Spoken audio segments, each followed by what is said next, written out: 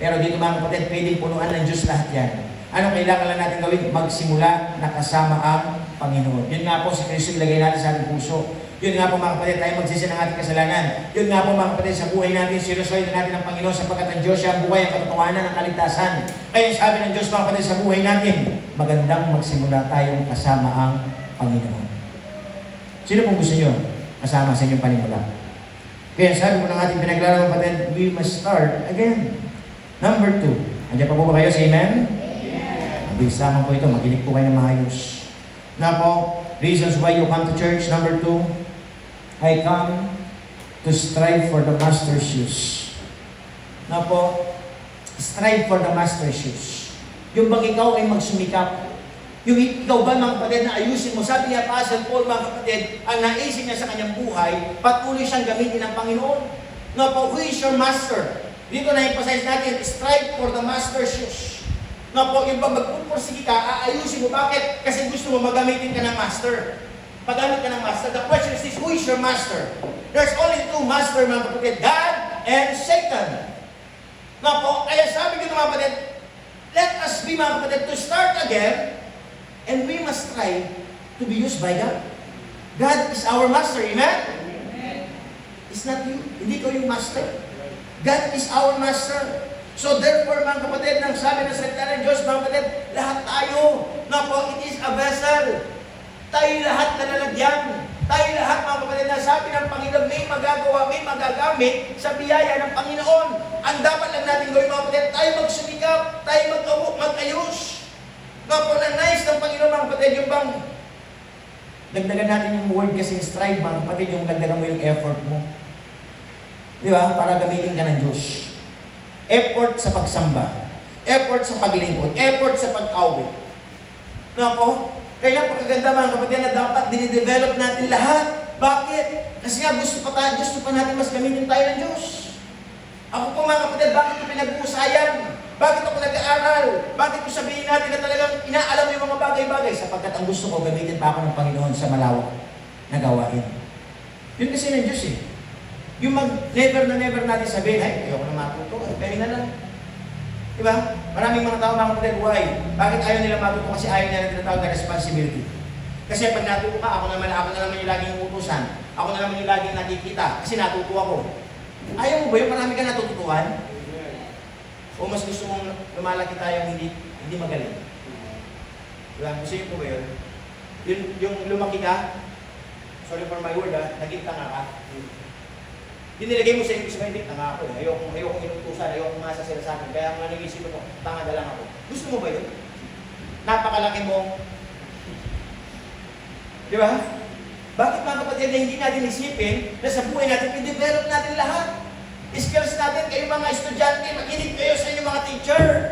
Di ba? Pag nagtuturo, makinig, nag-aaral, nakikinig, nagkakaroon ng participation, mga kapatid, para humawak pa ang yung mga kaalaman. Diba? Oh. Yung mga kabataan, gusto nyo kayo na ay magkaroon ng pamilya, mag-asawa. Anong kailangan mo gawin? Kailangan kang matuto sa lahat ng bagay.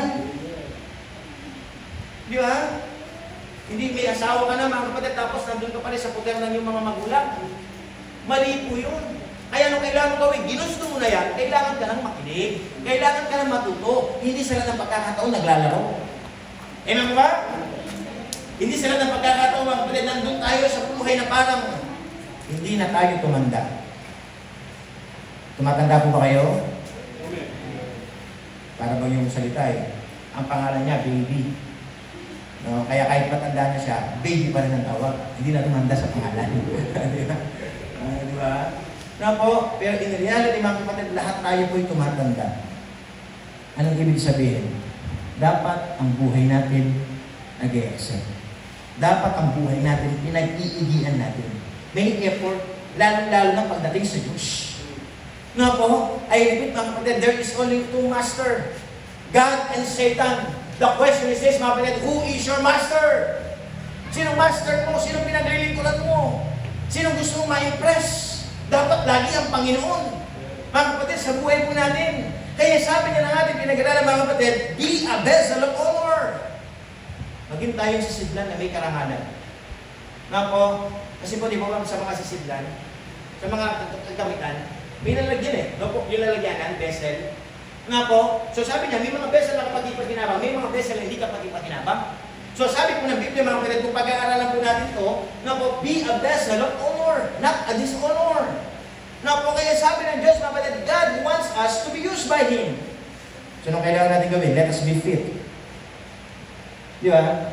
The question is this, mga kapatid, pag nakita mo na yung purpose mo, mga kapatid, na po, nasabi ng Diyos, mga kapatid, don't use your life for your own agenda. Use my life for God's glory. Amen? Kagaya po ng inawit ng trio. Lord, use my life. Isn't it? Lord, use my life. O, di ba? Napakaganda nun eh. Di ba? Kasi nga, dapat sa buhay natin talaga sa Diyos tayo nagpapagamit. Kaya po, in-encourage ko po sa mga magulang, ang inyong mga anak, i-push nyo sa simbahan. Sila'y mag-aral, sila'y mag-Sunday school, sila'y matutong umawit. Di ba? Kahit na sabihin natin, kurang edad lang yan, mga kapatid, pero pag napakinggan mong umaawit yan, masaya. Lalo na yung inaawitan niya ang Panginoon. Amen? No? Oh. Kanina may pinatutugtog dyan. Yung theme song natin. No? Nabigla ako kumakanta si Emily. Di ba? Kasi yung chorus di ba? Alam niya. Di ba? Kasabay, di mo marunong basa yan, ha? Di marunong, yung mga bata din mo marunong basa. English kasi, nahihirapan pa. Pero dahil sinasama sila, mga kapatid, nandun pinupush, narinig nila. Diba? Tapos pag nakaka-awit sila, diba? Nasisiyan tayo. Bakit? Kasi nga, natututo sila. Bagamat hindi sila pa, wala pa sila sa edad, wala pa sila sa kanilang, pero pwede na sila gamitin ng Diyos. Kasi niya, hey, tell mga kapatid, push natin lahat. Na po, nang sabi ng Panginoon mga kapatid, sa buhay po natin, tingnan natin yung ating sarili. Na po, alam niyo ba mga kapatid, sa buhay po natin, dapat tayo magpakalinis. The word is strive. Why strive, mga kapatid? Kailangan maglagay ng effort. Na po, di man tayo parapat-dapat, pero pwede tayong gamitin ng Diyos kung tayo naglilinis ng buhay. Inaayos natin yung ating sarili. Na po, hindi kasi pwede, mga kapatid, we cannot serve two masters. Hindi tayo pwede sa Diyos, hindi tayo pwede kay Satanas. Hindi pwede ganon. We must only choose one. Nasabi ng Diyos, mga kapatid, ano pong gusto kong i-imply, mga kapatid, sa buhay po ng bawat isa? Matuto po tayo maglinis ng buhay. Tanggalin yung mga bagay na hindi tama. Sapagkat lagi natin tandaan, ang marami, hindi magagamit. Tingnan niyo po ba? Gumamit na po ba kayo ng maraming basahan? Pinagpunas mo sa mesa. Ano nangyari? Dahil marami ang basahan, kumalat lang yung dumi. Hindi nalinis, bumaho. Tama ba? Anong kailangan sa marami para magamit natin yung isang magandang sabihin natin basahan? Kailangan mo siyang linisin. Tama ba? Kaya sabi ng Diyos, mga kapatid, tayo na nilinis ng Diyos sa kanyang banal na dugo. Nilinis na tayo, pinatawad na tayo ng Diyos. So therefore, sabi ng Diyos, mga kapatid, na kailangan na natin tanggalin ng mga bagay na hindi maganda, mga kasalanan, mga bisyo, na hindi kaya-aya sa harapan ng Panginoon. Kailangan na tayo magbago. Kailangan na tayo mag-ayos. Na hindi tayo anong balimbing. Na hindi tayo doble gara, pili ako dito, pili ako doon. Hindi. Pili lang tayo ng isa. Who is your master? If God is your master, then mag-ayos tayo ng buhay. Sabi ng salita ng Diyos, be holy for I am holy. Magpakabanal kayo sapagkat ako'y banal, sabi ng Diyos. Hindi sinabi ng Panginoon, magpakasama kayo, sige. Hindi. Sabi ng Panginoon, mga kapatid, yung contrary doon, mga kapatid, sabi ng Panginoon, kayo'y nasa amang dyablo. Kaya ang gawain niyo ay puro masasama. Di ba? O, kapag masama ka, ibig sabihin, nasa ama kang Satanas, yung ama mo si Satanas. Kung sinasabi mong hindi mo ama si Satanas, therefore, mag-ayos tayo ng buhay. Magbago po tayo. Alisin natin ang pangit na pananalita. Bawasan natin ang pagmumuragang, maalis na natin. Nga po, ayusin natin ang ating pag-uugali.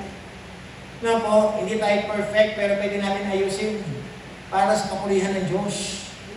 Nga po, sa mga girls, patuloy tayo mag-ayos ng ating mga pananamit. Nga po na dapat, ang sabi ng salita ng Diyos, modest apparel. Pag sinabi natin modest apparel, dapat walang hindi ka tukso-tukso.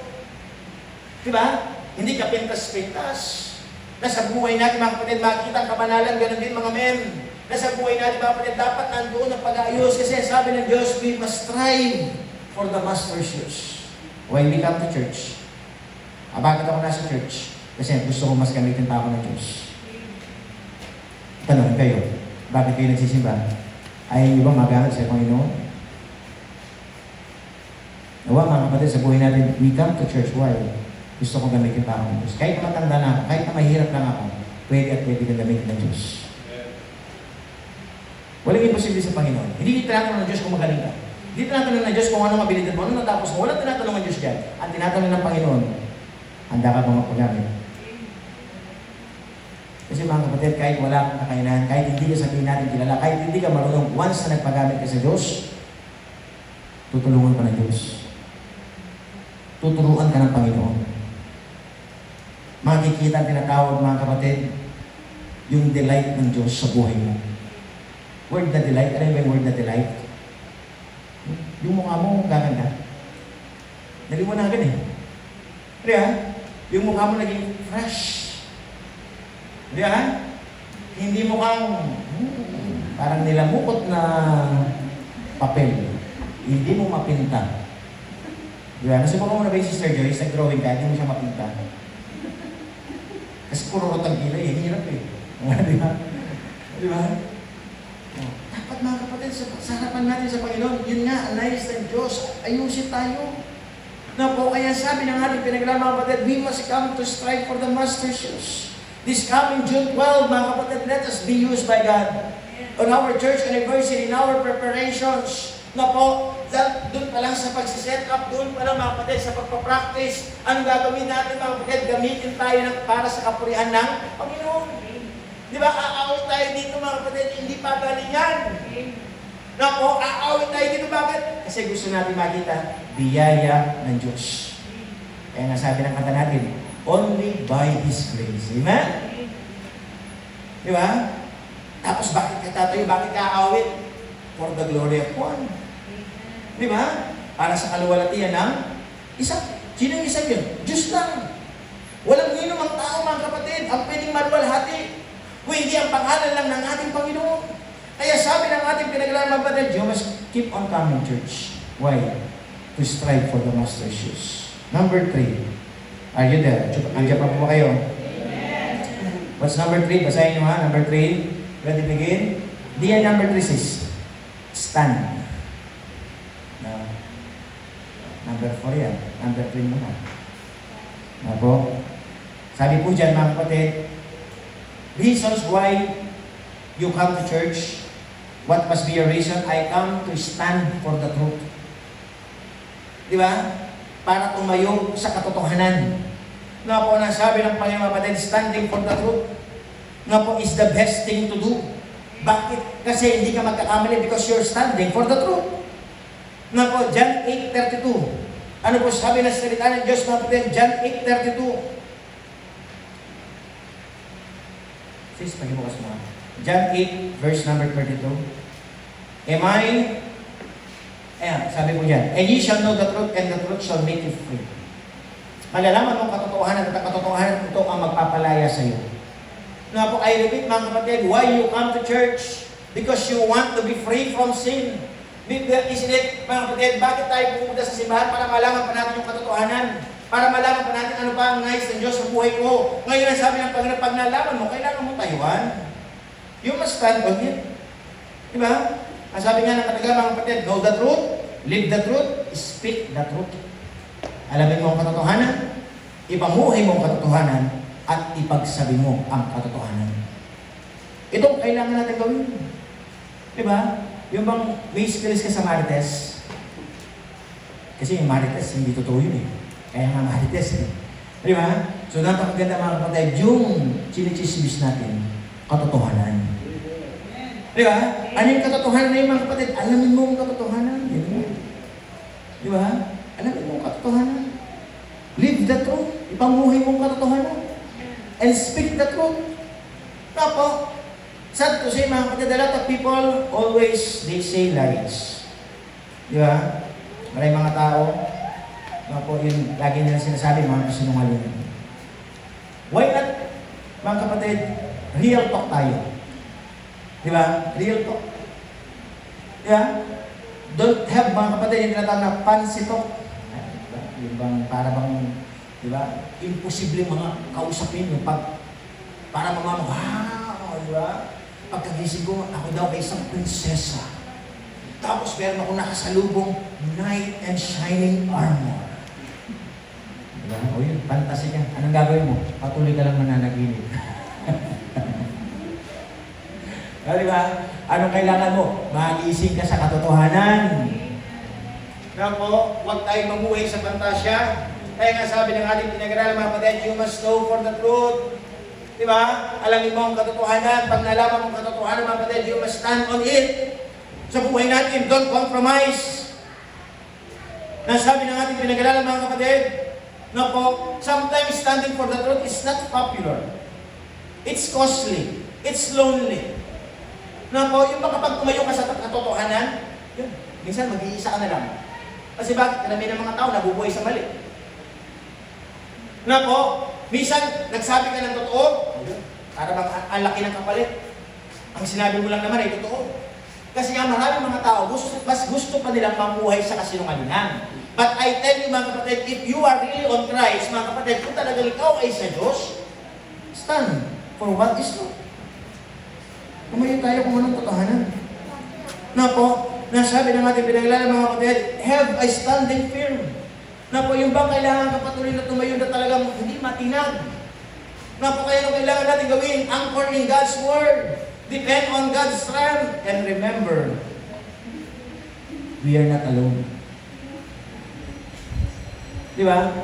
Lagi tayo nasa palig ng Diyos. Lagi tayo mga kapatid, nasa kalooban ng Panginoon.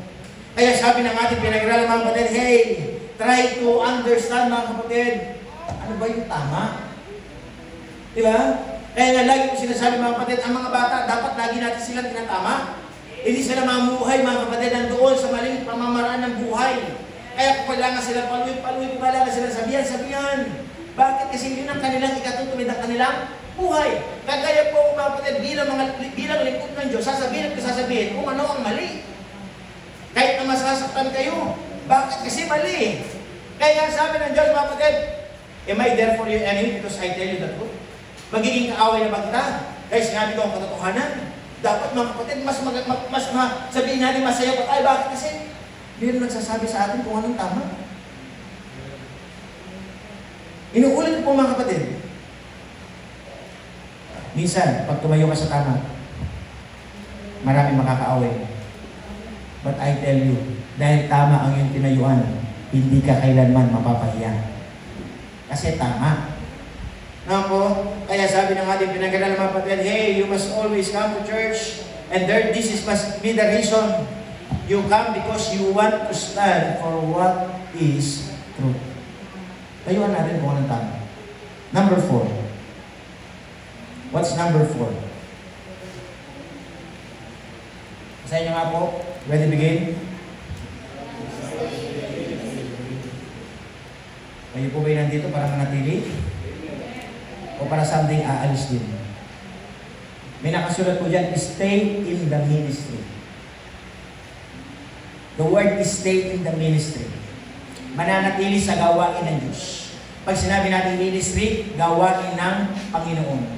Nang sabi ng Diyos, mga kapatid, why I come to church, why I always want to listen God's word, because I want to stay in the ministry. Always remember this, mga kapatid, Satan. Si Satanas, gusto ko niyang mawala sa gawain ng Diyos. Pilit tayo hinihila pababa. Pilit na nagbibigay ng tinatawag na distraction. Pilit niya pinapaisip sa iyo na hindi mo kaya. Pero ang sabi ng Diyos, mga kapatid, hey, just stay. Though sometimes the ministry gets heavy. Di ba? Gawain ng Diyos, minsan nagiging mabigat. Bakit nagiging mabigat? Kasi marami nagpapabigat. Pero kung tama tayo magkakaisa, magiging magaan. But the instruction, mga kapatid, ng ating lesson this morning, though sometimes the ministry will get heavy, just stay. Like Moses, nung siyempre nakilaban mga kapatid, tinaas niya yung tungkod ng Diyos. Sa katagalan, bumigat. Pero hindi niya binitawan. Hindi siya umalis. Nanatili lang siya. Buti na lang, meron siyang kasama. Si Aaron at saka si Hur. Na tinulungan siya. Kaya nga mga kapatid, lagi natin nalagay sa ating kaisipan, hindi kaya ng isa. Hindi kaya lang ni pastor. Kailangan niya ang bawat isa. Amen? Amen. Kailangan ko po kayo. Kailangan natin ang bawat isa. Kaya nga tayo lahat nilagay ng Diyos dito. Kaya nga tayo ng Panginoon, pinagkakilala tayo for one purpose. To stay in the ministry. Why? Because a lot of Christians nowadays, they go out in the ministry. Mas pinili nilang gawin ang kanilang sariling kagustuhan. Mas pinili na mga kapatid, mamuhay sa buhay na hindi maganda. Kaya sabi ng Diyos, mga kapatid, I tell you, no po, you reasons why you come to church to start again, to strive for the Master's use, to stand for the truth, and to stay in the ministry. Patuloy ka lang manatili. Though sometimes, mga kapatid, there are a lot of oppositions. Maraming oppositions. Maraming sisira. Kasi nga mga kapatid, bakit may siraan sa simbahan? Kasi yun nga ang gawa ni Satanas. Ayaw niya tinatawag na pagkakaisa. Kaya anong ilalabas niya mga kapatid? Siraan, oppositions. Anong ilalagay niya? Weariness, kapaguran. Na po, na sometimes mga kapatid, bakit maraming mga mananampalatayang umaalis sila? Yung bang akala nila pagod na sila. Yung bang wala naman silang ginagawa pero napagod sila. Na po, tapos mga kapatid, ano pang ilalagay yun nga? Distraction. Bibigyan ka ng distraction. Mga ladies, ano bibigyan ng distraction? Ilalayo kayo ng mga men. Diba? Mga vice versa, mga men. Na po, may mga ladies ka magigit tapos mapapalayo ka sa simbahan. Na po, bakit ka napalayo? Kasi nga, mga kapatid, hindi ka naging matatag na nakatayo sa Diyos. Na imbis na siya ang hilahin mo papalapit sa Diyos, ikaw ang nahila para paalis sa Diyos. Na po, sabi ng ating pinag-aralan mga kapatid, don't let yourself to be distracted by Satan. Because when you are distracted, mga kapatid, ano yung papasok sa Satanas? Discouragement. Para hindi ka makapanatili sa gawain ng Diyos, ipapasok niya discouragement. Ano yung ibig sabihin ng discouragement? Mawawalan ka na ng gana. Masisira na ang iyong kalooban. Bakit nga? Hindi mo na nakalimutan mo na ano yung purpose mo. Kaya sabi ng ating pinag-aralan mga kapatid, to stay in the ministry, we must be watchful in all things. Tingnan natin lahat ng mga bagay-bagay. Maging pagbantay tayo. Endure afflictions. Nga po, yung bang dapat mag-tiis tayo sa kahirapan. Mag-tiis tayo mga kapatid sa mga bagay na hindi natin sukat akalain na nangyayari. Pero kailangan ka lang mag-tiis. At ano pa mga kapatid, do the work. Just continue, do the work. Diba? Patuloy ka lang gumawa. Patuloy ka lang gumawa. Mag-akay ng kaluluwa, patuloy sa pananalangin, patuloy sa pagkanta, patuloy sa pagkinig. No po, sa buhay natin mga kapatid, just do the work. Do the work of God, not on you mga kapatid. No po, at ang sabi ng salita ng Diyos, make full proof of thy ministry. Yung bang patunayan natin kapangyarihan ng Diyos. Patunayan natin mga kapatid ang kabutihan ng Diyos.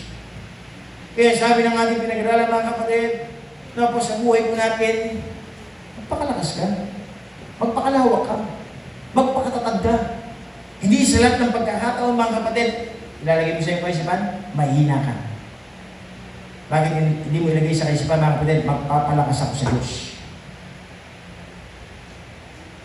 Kaya anong gagawin ko? Patuloy ako mananalangin. Anong gagawin ko? Patuloy ako kakanta. Aawitan ng Panginoon. Nga po, kagaya ng inawit ni Brother Kevin, ako'y magpapatuloy. Di ba? Papatuloy. Nga po, sa gawain ng Panginoon. Kaya sabi ko na natin ng mga pinag-aaral, mga kapatid, reasons why you come to church. Start again. Strive for the Master's use. Stand for the truth. Stay in the ministry. And the last thing. Amen po ba? Amen. Amen po tayo sa uli. What's the last thing? Number 5. Basahin nyo nga, ready to begin? Dito tayo para magtagumpay. Amen? Amen. Magtatagumpay tayo sa biyaya ng Diyos. Sino dito gustong manalo? Kunti lang yata yung gustong manalo. Nga po, isinit sa buhay natin, gusto natin magtagumpay. Gusto natin manalo. Yung sabi ko nga sa inyo, mga kapatid ko, titignan natin ang buhay. Ang dami mga kontrabida. Kasi nga naman, ikaw ang bida. Nga po, pero ang sabi ng Diyos, mga kapatid, dapat sa pelikula nananalo ang bida. Nakakita na ba kayo ng pelikula ang nanalo yung kontrabida? Tapos nung nanalo siya, ano yung sabi? Ay, kabuhay na lang, kapangit naman ito. Di ba? Kasi nga, kontrabida yung nanalo. Mali yung outcome. Na po, so ano ibig sabihin mga kapatid? Dapat, meron pagtatagumpay. At ang magtatagumpay, yung tama. Na po, kaya sabi din ng ating pinag-aralan mga kapatid, why I come to church? Because I want to succeed by the grace of God. Gusto natin tayo magtagumpay. Gusto natin someday mga kapatid ang tao, makikita niya yung tinatawag natin pagpupursige. Bakit? Kasi nga nakita nila, totoo talaga tayo sa Diyos. I repeat mga kapatid sa buhay natin. Maraming mga tao, pili tayo hinihila pa baba. Ang dami sinasabi in the back of our head. Diba? Yung mga bashing, criticizing, diba? Yung mga sinatawag na kampi-kampi pa sila. Diba? Diba kung iisipin mo, yun na, parang ba napakalaga ng buhay mo, pinagkakampi-kampihan ka pa. Diba? Naganap pa ng mga kakampi. No po? Ganyan talaga ang buhay. But I tell you mga kapatid, dapat ka lang patuloy na pumunta sa simbahan. Why? Kasi nga gusto natin someday, mapatunayan natin sa kanila, ako'y magtatagumpay sa biyaya ng Diyos. Kahit anong gawin yung sinasabi sa akin, hinihila pa baba, magtatagumpay ako. Bakit? Kasi kasama ko ang Diyos. Na po, kaya sabi dito mga kapatid, it's not on you. You will not succeed on your own. Hindi ka magtatagumpay dahil lang sa iyong sarili. Kaya nga dyan mga kapatid, you will succeed by the grace of God. Napaka-importante ng salitang sa biyaya ng Diyos. Sa tulong ng Panginoon. Sa habag ng Diyos, ako'y magtatagumpay. Why? Kasi nga, that is the promise of God. Nang sabi ng Diyos, if you are on the Lord's side, you are on the winning side. Kung ikaw ay nasa panig ng Diyos, ikaw ay nasa panalo mo. Sigurado na panalo. Kasi bakit? You are on the winning side eh. You are on the Lord's side. Kaya sabi ng ating pinag-aralan mga kapatid, always get the grace of God. Ano sabi ni Apostle Paul mga kapatid in the book of 1 Corinthians chapter 15 verse number 10? Si Apostle Paul mga kapatid, marami po siya nagawa na patunayan sa harapan ng Diyos. Pero ano sinabi niya mga kapatid? By the grace of God, I am what I am. Sa biyaya ng Diyos, diba? Ako ay ako. Nagampanan ko mga bagay na yan dahil lahat sa tulong ng Panginoon. Hindi siya nagmayabang. Hindi siya nagmapuri. Hindi niya sinabi sa kanya, kapwa niya, disciple, oh Peter, mas magaling ako sa iyo. Hindi. Ang sinabi lang niya, sa biyaya ng Diyos, kaya ako napagtagumpay ng mga bagay na yan. Ano ibig sabihin? Hindi niya ipinagmalaki ang kanyang sarili. Sino pinagmalaki niya? Ang Diyos. Kasi nga, ang Diyos naman na nagbigay. Ang Diyos naman na nagkakaloob. Nga po, kaya sabi ng ating pinag-aralan mga kapatid, get the grace of God. Anong kailangan mong gawin? Nga po, alisin ang pride para makita mo lagi yung grace ng Diyos, yung biyaya ng Panginoon. Dapat matanggal yung pride. Kayabangan, kapalaluhan sa buhay. Nga po, nang sabi ng ating pinag-aralan mga kapatid, always mga kapatid, yung pride mo ibaba mo para makita mo yung grace. Ano pa mga kapatid? Yun nga mga kapatid, para makita mo lagi yung grace ng Diyos, dapat matanggal din yung takot. Minsan maraming tao, minsan natatakot sila magsimula, natatakot sila yan at tumayo sa katotohanan, natatakot nilang gawin kung anong tama. Kasi nga, yun ang pinapasok ng ating kaaway, fear. Pero ang sabi ng Diyos, hey, you can. Kaya mo. Isn't it? Philippians chapter 4 verse 13, you can do all things. Makakaya mo lahat ng bagay, hindi sa pamagitan mo, sa pamagitan ni Kristo magpapalakas sa iyo. That is what we call grace. Di ba nga, sabi nga po sa inyo, alisin mo yung letter G sa grace. Ano yung matitirang word? Race. Takbuhan. Ang buhay po kasi mga kapatid, puno ng takbuhan. Nasa racetrack tayo. Tumatakbo. May finish line. Nga po sa takbuhan, mahirap. Sa takbuhan, napakalayo. There will be a moment, mga kapatid, meron tayo tinatawag na lane doon. Minsan, mapapakabila ka pang lane. Ma-out of focus ka. Nga po, so ngayon mga kapatid, sabi ng ating pinag-aralan, kapag mag-isa ka lang daw tumatakbo, ang tawag doon race. Nag-race kang mag-isa. Nagindihan po ba? Ano ibig sabihin? Nandun ang kapaguran. Nandun ang kahirapan kasi nga, mag-isa ka lang. Pero kapag sinali mo ang Diyos, pag sinali mo ang Diyos, God represents capital G. Isn't it? Kaya kapag dinagdagan mo na letter G yan, Hindi ka na tumatakbo mag-isa. Tumatakbo kang kasama mo ang Panginoon. That is the grace. Yun yung root word. Yun yung essence. Why is grace? Na po, kaya sa buhay natin mga kapatid, you must succeed by the grace of God. I repeat mga kapatid, sa buhay natin maraming bashing, maraming umaaway sa atin, maraming sabi natin minsan, iniila tayo pababa. Pero sabi ng Diyos, always come to church and prove them wrong. Patunayan mo mali sila. Patunayan mo ang biyaya ng Diyos sa buhay mo. Yes, maraming mga tao nagkaroon na silang salita. Hindi ka magtatagumpay, wala kang magagawa, hindi ka asenso. Hindi sinasabi ng tao, tama ba? Wala kang pagbabago, ganyan ka na lang. Ganyan kasi ang tao eh. Yung salita niya, masama. Kasi yun ang salita ni Satanas. But I tell you mga kapatid, always come to church. Simula ka lang muli, hayaan mo lang. Hayaan mo sila. Simula ka muli. Magkamali ka man, okay lang. Magsimula ka muli. No, po, ang importante dito mga kapatid, nagsisimula ka muli. Ang importante dito mga kapatid, nag-iisip ka, nilalagay mo ng effort, aayusin mo na muli, magbabago na ako para mas lalo pa akong gamitin ng Diyos, at ako'y tatayo na sa katotohanan, at ako'y mananatili sa gawain ng Diyos, at ako'y magtatagumpay sa tulong ng habag ng Panginoon. Biyaya ng Diyos. Kaya inuulit ko po mga kapatid sa buhay ko natin, there are lots of reasons. Bakit ka dapat lagi pupunta ng simbahan? And these are some reasons. Apostle Paul, tinignan niya ang kanyang sarili. Malungkot, puno ng problema, puno ng kahirapan, pero pinalimutan niya mga bagay na nakalipas. Tinignan niya ano pwede niyang gawin. Tinignan niya mga kapatid na meron Diyos na natawag sa kanya. Na ang kanyang pagkatawag, hindi simpleng pagkatawag, it is a high calling. And therefore, there is a price. Kaya po, meron ka mapapanalunan. Kaya sa buhay natin mga kapatid, ang mapanalunan natin sa buhay, Panginoon. Amen? Ano gusto mong panalunan? Material na bagay? O Diyos? Ako mga kapatid, ang gusto mong panalunan, palakpak ng Diyos, papalakpakan ako ng Panginoon. Sasabihin ako ng Panginoon, well done, thou good and faithful servant. Ano ibig sabihin mga kapatid? Meron akong ginawa, meron akong pinatunayan sa Diyos, meron akong talagang ginawang, sabihin natin, pagsamba, paggawa, na nagbibigay kapurihan para sa ating Panginoon Diyos. Kaya sabi ng ating pinag-aralan, there are lots of reasons why you come to church. Let us these 5, mga kapatid, be some of these reasons. You stay in the ministry.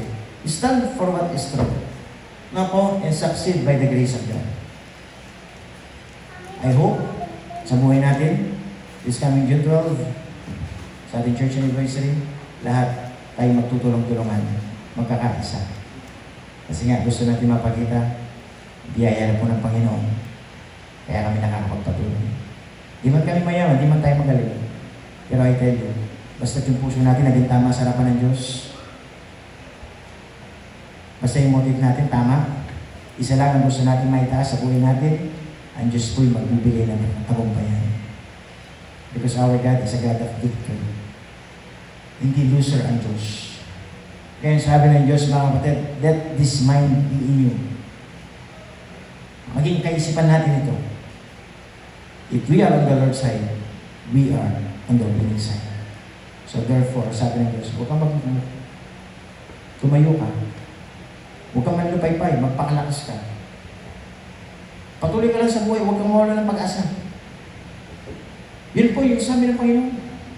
Kaya sa mga buhay ng mga kapatid, let us ask, the strength comes from God. Let us ask His guidance. Let us ask, patuloy mangusap ang Diyos sa buhay natin. Tayong lahat ito mayo. This is our Diyos.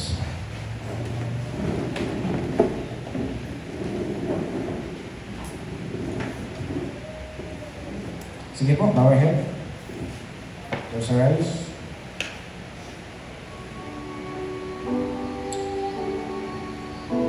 This morning, binigyan tayo ng pag-aaral ng salita ng Diyos. Buhay ko ni Apostle Paul. Ang sabi po niya, kalimutan mo na ang buhay na hindi maganda. Ang kabiguan, mga pagkakamali. Tignan mo na ngayon buhay ka pa rin. Ang ibig sabihin, Ang sabi ng Diyos, magsimula ka na muli. Mag-ayos ka na. Magbago ka na. Malagay sa iyong puso at kaisipan, hindi pa huli ang lahat. Tanong ng Diyos, ano ipapagamit ang iyong buhay? Bakit hindi ka magsumikap na magamit ka sa biyaya ng Diyos? Hindi tinatanong ng Diyos kung ikaw ay mayaman. Kung ano natapos mo. Kung ano mga bagay na meron ka. Tinatanong lang ng Diyos, handa ka ba? Willing ka ba magamit sa akin? Kung naisin ng Panginoon, gawa ka sa buhay mo, patuloy ka lang tumayo sa katotohanan. Tayuan mo, tama. Manatili ka sa ministry. Nilagay ka ng Diyos sa gawain niya. Huwag kang aalis. Magpakalakas ka, magpakatatag ka. Nais ng Diyos kayo maging parte ng gawain ng Panginoon. Nais din ng Diyos, magtagumpay ka. Magtatagumpay ka hindi dahil sa iyong sarili. Magtatagumpay ka dahil sa biyaya ng Diyos. So, umaga pong ito, kinausap po kayo ng Panginoon. Nakita niyo po yung sarili. Bakit hindi mo lapitan ng Diyos? Masarap ka, nilapit mo yung sarili. Nilapit mo yung pamilya. Nilapit mo yung nanay. Nilapit mo yung anak. Nilapit mo yung asawa. Nilapit natin lahat sa Diyos. Sapagkat sabi ng Diyos, hindi mo kaya. Kaya may mga bagay na kailangan tayong isuko. Kaya sa umaga po ito, mga kapatid, may katanungan ng Panginoon. Kailan mo pa ako siseryosohin? Kailan ka pa mag-aayos? Kailan ka pa magiging tapat? Ito na ang oras. Kaya sabi po ng Panginoon, huwag mo sayangin ang pagkakataon, magpakumbaba ka na. Pag-ayos ka ng buhay, huwag mo hayaan, madistra ka ni Satanas. Huwag mo hayaan ng discouragement pumasok sa iyong puso at kaisipan. Ayaw mo tignan ng Diyos, pwede kang gamitin as long. Nagiging tapat ka at naglilinis ng buhay. So umaga pong ito, ilapit din natin ang ating church anniversary. This coming June 12. 3 weeks preparations. Ilapit natin na sana maging bahagi tayo. Maging katuwang tayo. Lahat tayo magkaisa. Walang magpapabigat. Kung hindi lahat ay tutulong. Sapagkat, yun po ang nais ng Diyos sa buhay natin. Kaya manalangin naman namin Diyos na hila sa lahat. Patuloy po Lord, kami po'y nagpupuri po nagpapasalamat. Sa inyo pong abagat biyaya na kami po'y patuloy na nakapagpatuloy sa buhay. Kaya dalangin po Lord, patuloy niyo po kami kausapin. Kayo po ang manguna. Kayo po ang mangusap sa amin. Na patuloy ang inyo pong mga salita, may tanim sa aming mga puso at kaisipan. Mabigyan po kami Lord ng mga dahilan. Mga dahilan bakit po kami kailangan magpatuloy sa aming pagsamba, sa aming paglilingkod, sa aming paglapit sa inyo. Sapagkat ang gusto niyo po sa amin magsimulang muli. Ang gusto niyo po sa amin Lord na patuloy ayusin po namin ang aming mga buhay, na maglagay po kami ng mga effort, nang sa ganun Lord kami po ay inyo po patuloy na gamitin sa inyo pong gawain. Yes Lord, sa buhay po namin, minsan lang po kami mabubuhay sa mundo ito. Pero nawa Lord, kayo na po ang maging Diyos namin, kayo po maging Master namin. Kayo po Lord ang patuloy na gawin po namin na sundin sa aming mga buhay. Kaya Lord, dalangin ko po, patuloy po kami tumayo sa katotohanan.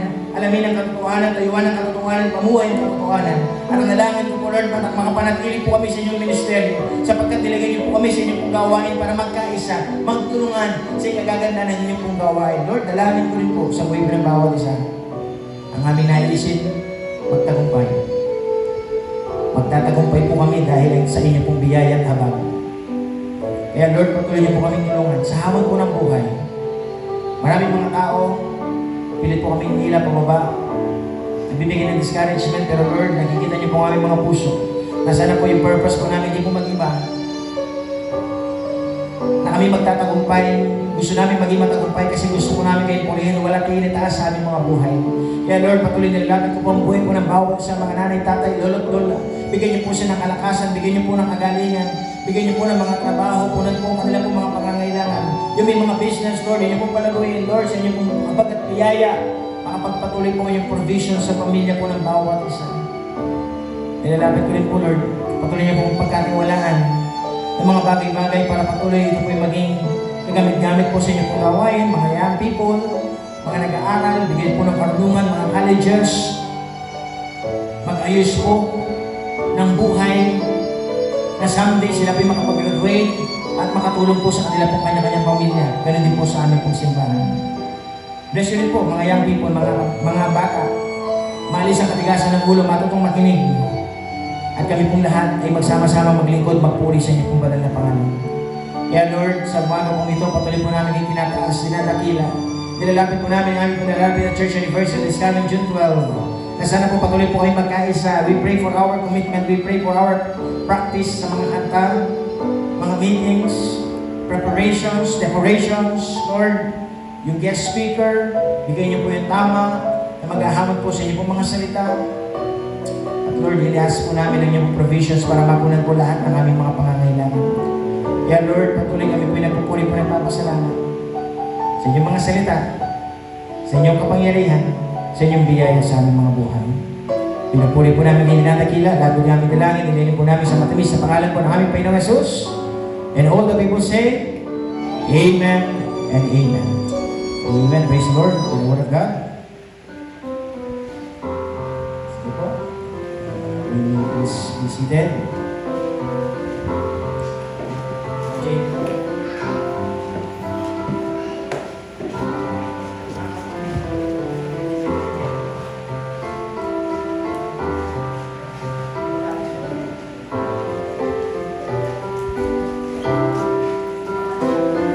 So after we take our merienda, practice tayo.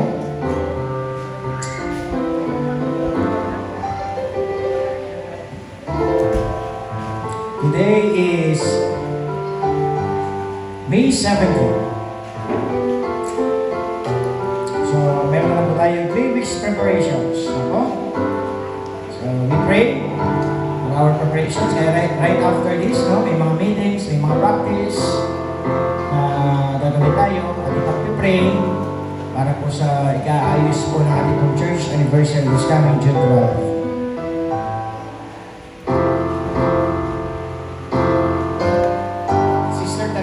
May date na ba yung sinasabi mo? Ano? 16? Ano pa aga? June? So, June 16. So, sa 29, pwede na tayo.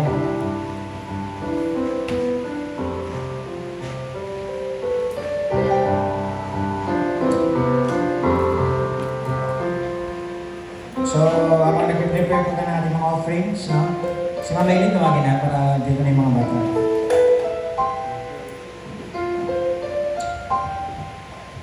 So, yung date natin na May 29.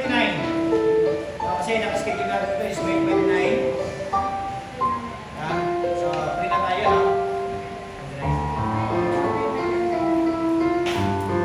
May suggestion po sila eh. Dahil si Nanay Elsie, tagahanda ka na ihanda. Tagahanda ka? May mga kapatid ka doon sa handa? Ha? Tabing dagat o tabing puno?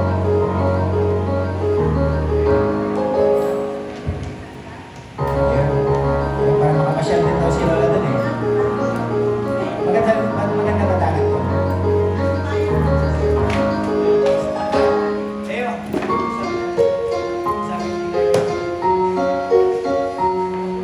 Sister Joyce, paginahin mo na yung sounds.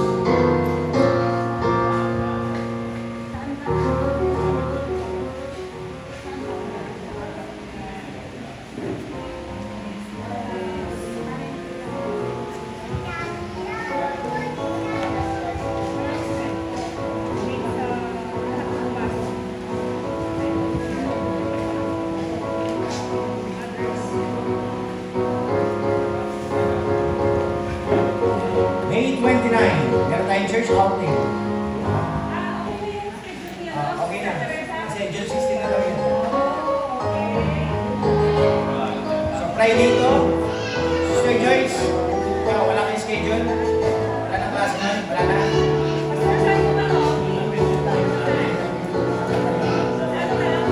May suggestion si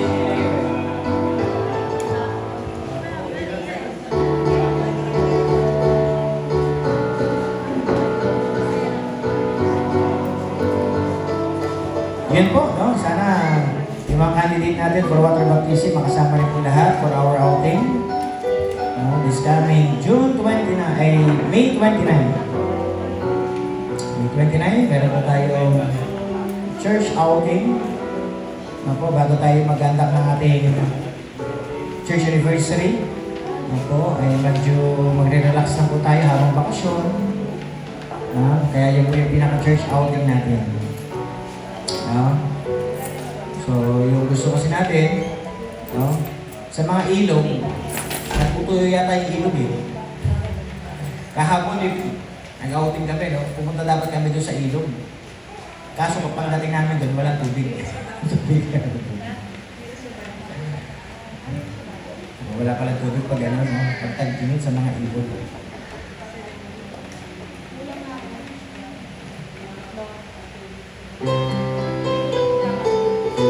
So, kung meron po kayong mga suggestions na gusto natin puntahan, ay open po for suggestions. Kapag wala ka talaga kayong masuggest, meron tayong laging pinupuntahan doon. Yung Alaminos, Bolo Beach. Boracay? Boracay? Saan tayo?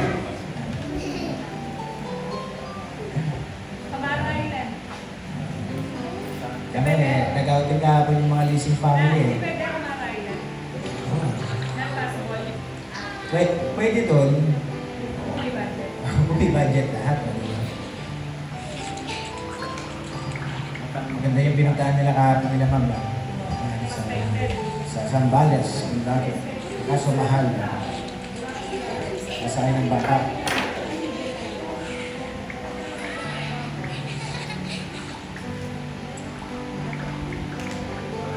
So I repeat po, after we give our offering, meron po tayong merienda. Habang pinipprepare yung merienda natin, mag-practice tayo. So yung practice po natin ay aayusin na po natin, pati pagtayo.